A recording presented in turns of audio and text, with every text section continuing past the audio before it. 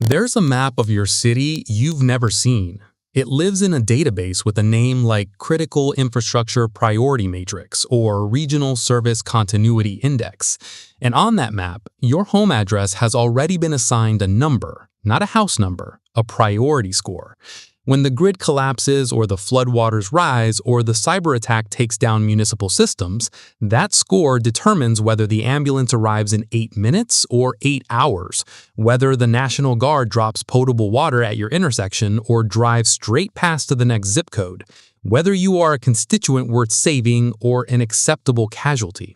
That number was calculated years ago by municipal planners whose names you'll never know, using criteria that were never put to a public vote during budget meetings you didn't attend because you were at work paying the taxes that fund the system that has already written you off. This isn't conspiracy theory. This is operational doctrine hiding in plain sight. FEMA's National Response Framework, available as a PDF on their website, establishes explicit priority hierarchies for resource deployment based on critical infrastructure protection and continuity of essential governmental functions. Your state has an emergency operations plan. It's public record, and it contains annexes on mass casualty triage, geographic survivability indices, and resource allocation formulas when there isn't enough help to go around. The math is cold. What they actually optimize for during catastrophic events isn't saving the most human lives, it's preventing cascading systemic failure. They save the infrastructure first, the economy second, and you third, maybe, if there's anything left over and you're still breathing. A hospital gets power restoration priority not primarily because of the patients inside, though that's the public justification, but because a non-functional hospital creates a regional medical services collapse that threatens the entire emergency response system's operational capacity. The data center gets generator fuel and armed security not because data is sacred, but because losing financial transaction capability could trigger economic instability that metastasizes beyond the disaster zone. Your darkened house with your frightened family and your thawing freezer generates no cascading failures. You can just sit there, suffer quietly. You're one household. The system doesn't collapse if you're uncomfortable, so the system doesn't prioritize your comfort. Now, here's where it gets genuinely sinister. They use economic resilience scoring. The specific terminology varies. Some call it recovery probability indexing, some call it tax-based continuity assessment, but the concept is universal and documented. Geographic areas are evaluated based on their capacity to return to tax-generating economic function after a disaster. Your neighborhood's emergency response priority is partly calculated by how quickly it can resume producing revenue. A commercial district scores higher than a residential area. A residential area with high property values and professional class workers scores higher than a neighborhood with lower median income and aging housing stock. This isn't written explicitly in public-facing documents because it sounds like social Darwinism set to spreadsheet formulas, which is exactly what it is, but you can reverse engineer it by watching actual response patterns. After Hurricane Harvey in 2017, power restoration in Houston followed a predictable sequence: hospitals and emergency services, then commercial corridors, then affluent suburbs like River Oaks and West University, then working-class areas, then finally the poorest neighborhoods. After Superstorm Sandy in 2012, the same pattern across New Jersey and New York. After every major disaster, the same sequence, because the playbook never changes. Want to know if you're expendable? Look around you right now. Not at your neighbors, at infrastructure. Count the critical facilities within a 2-mile radius of your front door. Hospitals, fire stations, electrical substations, water treatment plants, cell towers, fuel distribution terminals. Each one increases your area's priority score because emergency responders will be working near you even if they're not working for you. If you can see a hospital from your bedroom window, you live in a priority restoration zone. Your power will come back when theirs does, not because anyone cares about your refrigerator, but because you're geographically convenient to infrastructure that matters. But if you're in a residential community where the most critical thing within 2 miles is a CVS and a cell tower, you're in what emergency planners call a residential-only zone. Professional terminology for nothing systemically important happens here. Here's what that looks like in practice. Imagine it's day 4 after a Category 3 hurricane. No power, August heat climbing past 95 degrees by noon. Your neighbor 3 streets over has an oxygen concentrator that's been dead for 72 hours. She's struggling to breathe, lips turning blue, panic in her eyes. You call 911 and get a recording saying all units are currently assigned to priority calls. You drive her to the hospital 8 miles away and find their emergency generators running. Their air conditioning cold enough to need a jacket, their parking lot full of utility trucks staged for restoration operations, crews sitting in the shade drinking water, waiting for assignments. You ask why they're idle when entire neighborhoods have been dark for 4 days. The answer, if anyone's honest enough to say it out loud, is that those crews are pre-positioned near critical infrastructure and will work outward from this hub according to the priority matrix. Your neighborhood is Tier 4. They'll get to you after Tiers 1, 2, and 3 are restored. That could be tomorrow, could be next week. Your neighbor gasping for air doesn't appear anywhere on their spreadsheet because she's not infrastructure. She's just a person, and individuals don't threaten system continuity. By day 6, she's dead. By day 7, the power comes back on. The oxygen concentrator sits silent in an empty house. I read the after-action report from Iowa's 2020 Derecho Response, 40 pages publicly available through the state's Homeland Security Office. Buried in Appendix C was the power restoration timeline broken into 5 tiers. Tier 1, hospitals and emergency services, average restoration time 18 hours. Tier 2, commercial and industrial facilities, 48 hours. Tier 3, high-density residential areas, 72 hours. Tier 4, medium-density residential, 5 days. Tier 5, low-density and rural areas, 7 days. 7 days in August heat with no power, no refrigeration, no way to preserve insulin or run medical equipment or keep food from spoiling. Accessibility is destiny. If your neighborhood is difficult to reach, you've been mentally downgraded by every emergency planner who's ever looked at a topographic map of your area. Narrow roads, bridges that might fail in floods, terrain that's challenging for large emergency vehicles, areas prone to landslides or washouts. You're not being punished for choosing to live somewhere inconvenient. You're just mathematically inefficient. During the 2018 Camp Fire in Northern California, certain communities in the Sierra foothills waited additional days for evacuation assistance because committing resources to difficult access areas meant leaving easier-to-reach populations uncovered. The incident commanders who made those decisions probably agonized over them, but they still made them because the algorithm says save the accessible many before the isolated few. And the system already knows which category you're in. It planned for this years ago. Political boundaries will kill you in the dumbest way possible. If you live near a city limits, county line, or incorporated versus unincorporated boundary, you're in a jurisdictional gap where agencies assume someone else has you covered. After Hurricane Katrina in 2005, entire streets in jurisdictional boundary zones didn't receive wellness checks for 8 to 10 days because New Orleans city responders thought the parish had them and the parish thought they were city responsibility. People died from preventable medical emergencies while sitting 40 feet from a jurisdictional line, unmarked and fatal. Let me say the quiet part at full volume because this should make you genuinely angry. Your area's political connections matter more than its actual vulnerability. Neighborhoods represented by politically connected officials, areas with residents who know how to generate media pressure and apply leverage to emergency management agencies, communities with organized civic associations that understand which elected officials to call, these places get measurably better treatment. This isn't speculation. During the 2021 Texas freeze, one affluent suburb of Dallas organized a phone campaign to their state senator within 6 hours of losing power.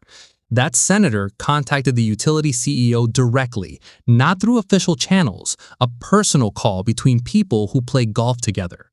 Restoration crews were diverted to that area within 12 hours.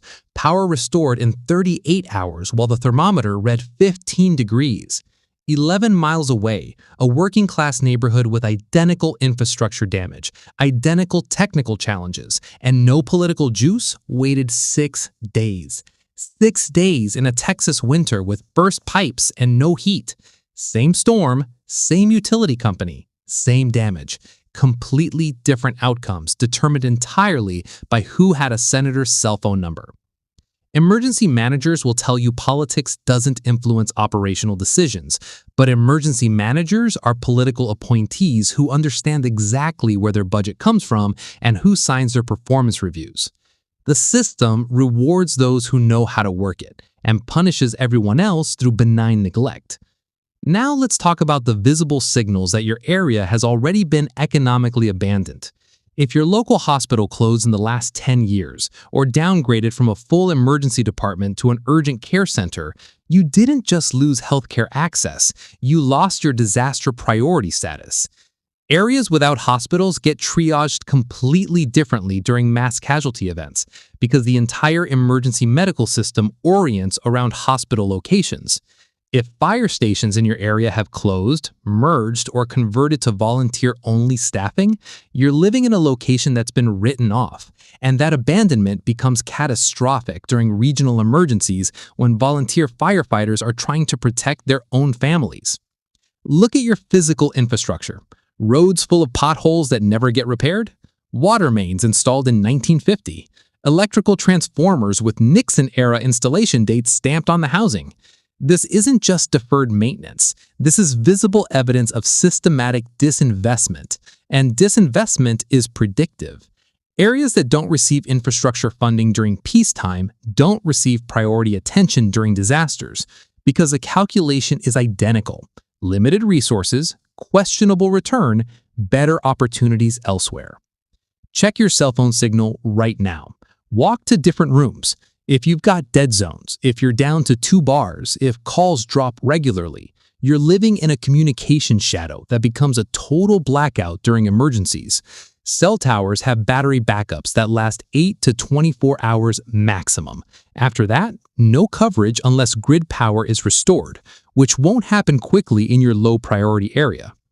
Emergency responders coordinate operations via cellular and radio networks, so areas with degraded communications get lower priority because they're operationally difficult to manage. After Hurricane Maria in 2017, sections of Puerto Rico without cell coverage became functionally invisible to FEMA for weeks. If the emergency management agency can't reach you digitally, you don't exist on their status boards. You've been erased by geography and neglect. Here's how you investigate your own expendability. This isn't a preparedness exercise. This is opening a sealed file on your pre-assigned execution order. Pull up FEMA's flood maps for your address. If you're in Zone X, minimal flood risk, that sounds safe until you understand that pre-staged emergency resources during hurricane warnings get positioned in high-risk zones where responders expect the worst damage. You're safe from flooding, but isolated from initial response assets. File a public records request for your county emergency operations plan. Search the document for priority restoration, critical facilities list, and response tier structure. If your neighborhood appears in Tier 3 or lower, you've just confirmed your expendability in writing. Calculate drive time to the nearest Level 1 trauma center. More than 12 minutes means you're in an extended EMS response zone that becomes completely unavailable during mass casualty scenarios. Locate your electrical utility service restoration priority plan, usually filed with state public utility commissions. You'll see the hierarchy explicitly: critical infrastructure, commercial customers, high-density residential, everyone else. Map every fire station within 10 miles. The national standard is a 5-minute response time, roughly a 2-mile radius. Outside that circle, you're underserved normally and abandoned during catastrophes. Now let's address what you actually do with this information. And I'm not going to insult you with cheerful prepper advice about feeling empowered through preparedness. If you've confirmed you're in a deprioritized zone, internalize this. When disaster strikes, you're functionally living in a different country than people 8 miles away in a priority zone. They get a government response. You get state abandonment. Your only rational strategy is building capability that doesn't require external assistance for a minimum of 10 days, not the standard 72 hours. That's advice for priority zones where help actually arrives. You're in a different category. Water storage is survival math, not preparedness theater. 1 gallon per person per day for drinking, plus water for sanitation, wound irrigation, and food preparation. A family of 4 requires at least 40 gallons for 10 days minimum. Your water heater contains 40 to 50 gallons that remains potable if you drain it before the municipal system becomes contaminated. Store additional water in food-grade containers, rotate every 6 months, and understand that when your low-priority neighborhood loses water pressure, restoration will be measured in weeks because residential water service is Tier 4 priority. Forget neighborly friendliness. You need operational networks built now. Identify who has medical training, welding skills, generators or solar capability, vehicles with off-road capability, communication equipment beyond cellular. After Hurricane Maria, the Puerto Rican neighborhoods that survived 4 months without grid power weren't the wealthiest. They were the ones with pre-existing social structures capable of coordinating resource sharing and mutual security. This isn't about borrowing eggs. This is about knowing who can suture a laceration, repair a generator, and be trusted when everyone's 2 days from desperation. Your communication capability needs redundancy that functions when infrastructure fails. Cell networks in your area will collapse within 24 hours. After that, no calls, no texts, no data. Battery-powered NOAA weather radio provides emergency broadcasts. GMRS radios give you neighbor-to-neighbor communication within 5 miles. Ham radio provides communication capability that works when everything else is dead. This sounds paranoid until you're in day 7 with no information, no idea when help might arrive, no way to signal for assistance. Your evacuation decision-making must be completely different from people in priority zones. If you're in a limited exit route, you cannot wait for official evacuation orders, because those orders assume emergency services will assist vulnerable populations. You're not getting that assistance. You need personal trigger points based on meteorological data. If the hurricane track cone includes your area within 72 hours and you're in a flood zone with 1 exit route, you leave immediately, not when officials issue orders, not when neighbors start packing, when the forecast data says it's time. Because people in priority zones get evacuation assistance, you get a jammed road and nobody coming to extract you. Create a written threat assessment of your specific location tonight. Score yourself honestly: population density, proximity to critical infrastructure, accessibility by major roads, jurisdictional clarity, median household income, historical emergency response speed, communications infrastructure quality, trauma center access time, political representation effectiveness. If you score poorly on 6 or more of these criteria, you're in a high abandonment risk zone. That's not paranoia. That's accurate threat modeling based on documented procedures that were written while you weren't paying attention. This system of geographic triage isn't irrational, which somehow makes it worse.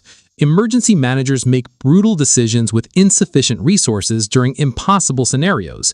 Their objective is preventing total systemic collapse by protecting critical functions first, then expanding outward as resources permit. That's defensible utilitarian strategy, but utilitarianism requires sacrifice. Someone has to be the acceptable loss in the equation. Someone has to wait in the dark while others get restored. Someone has to be the data point in the delayed response column of the after-action report. You need to know if that someone is you. Emergency services during catastrophic events operate exactly like battlefield medicine. Treat the salvageable. Focus resources where they'll have maximum impact, and accept that some casualties are inevitable.